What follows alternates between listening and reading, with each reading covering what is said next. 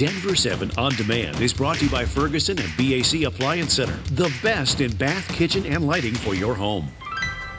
I'm Jessica Porter with the latest from Denver 7. A frightening close call today in Longmont. 2 people had to be rescued after falling through thin ice. It happened around 1 at Golden Ponds Park near 3rd Avenue. Rescue crews say an adult and juvenile had to be pulled from nearly 20 feet of water. Thankfully, other than needing to be warmed up, they were rescued without injuries.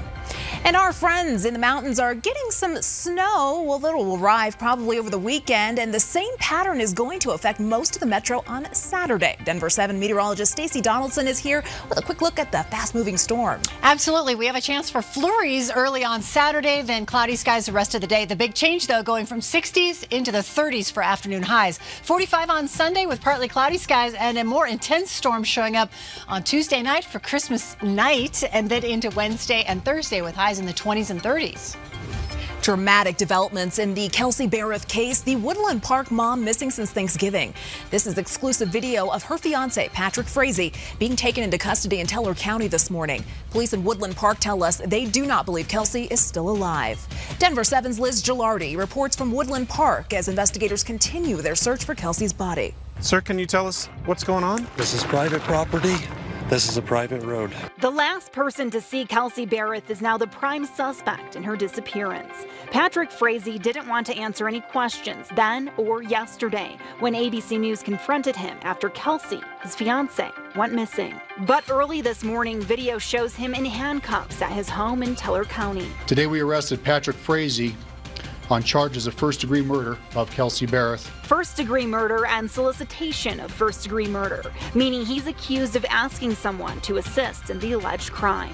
Frazee hired a criminal defense lawyer early on, but after the arrest, we learned a public defender would be representing him, and he was seen leaving the jail this afternoon. Last night, investigators were back at Kelsey's home again.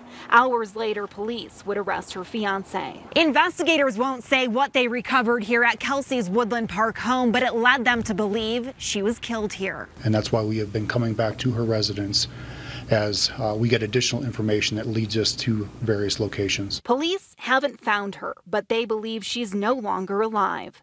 They say her phone was pinged in Idaho, 800 miles away, and they're working to find it. The last known images of her show her at the local Safeway on Thanksgiving with her daughter. What happened next is still a mystery. Our work is just beginning. You will be seeing a great deal of law enforcement activity in our community in the coming days and even weeks, as we continue our relentless pursuit of justice for Kelsey and her family. We will, of course, keep you updated on the search throughout the weekend. You can hear the latest on the Kelsey Bharath case on our Denver 7 page, as well as our digital channels on Roku, Amazon Fire, and Apple TV. Right now, Denver police want your help identifying this man accused of 4 sex assaults across the city. Police say they all happened over the past year and a half at night in the lower downtown area, the Lodo area. Most of the time, the suspect would offer females a ride in his sedan before assaulting them. He is described only as an African-American man in his 20s or 30s. No more flaggers along the A and B light rail lines. Federal officials say they approved RTD's plan now that the software issues with the gates along the lines have been fixed. People with handheld flags have been manually warning traffic at certain rail crossings for more than 2 years because of problems with the automatic crossing arm controls. As for those blaring train horns at every crossing, it's unclear when those will go away. Santa may be on track with his gift giving, but are you? Not that you need me to tell you, but you only have 3 days of shopping left until Christmas. According to the small business software company Womply, today is the busiest shopping day of the year in Colorado. Stores do around 124% more business compared to an average day. But another company, ShopTrack, says tomorrow will be even busier. If you're shipping your present, tomorrow is your very last day to send a package and have it arrive in time for Christmas. You'll have to do it through Priority Mail Express. You can send up to 70 pounds. Prices start around $24.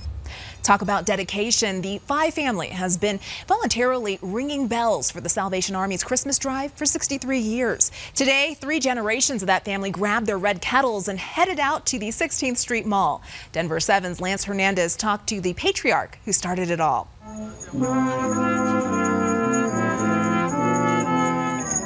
This is the place. He first volunteered after joining the Kiwanis Club in 1956. Very Merry Christmas to you. You haven't had Christmas till you've done this and helped others. Merrill Fye, thank you, and Merry Christmas to you, has been ringing bells for the Salvation Army for 63 years. I mean, just think about that. Major Mike Dickinson says President Eisenhower's in the White House, right? Guys and Dolls is the popular film.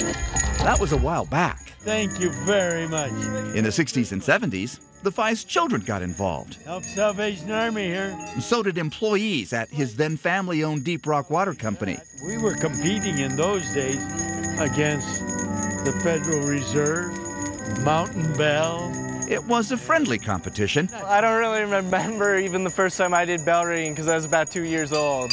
Grandson Brady Anderson says it's just not Christmas unless the family is out on the mall. Sometimes they rope their family friends into helping out. This one dressed up as Santa. You know, it's kind of intimidating because they have such a long history of their dedication. It's awesome. But I think what the Fye family has done is they've taught us that everybody can give 1 or 2 hours. And what a blessing it is for the Salvation Army and for the hundreds of thousands of people we serve every year. Mr. Fye, who is 90 years old, says he's got a few more years left. My grandsons tell me that they'll continue on and we'll see 100 years of Fye family ringing bells. This has been your Denver 7 On Demand update. Thanks for joining us. Check back here later tonight for another update and download the Denver 7 app for breaking news and alerts. I'm Jessica Porter.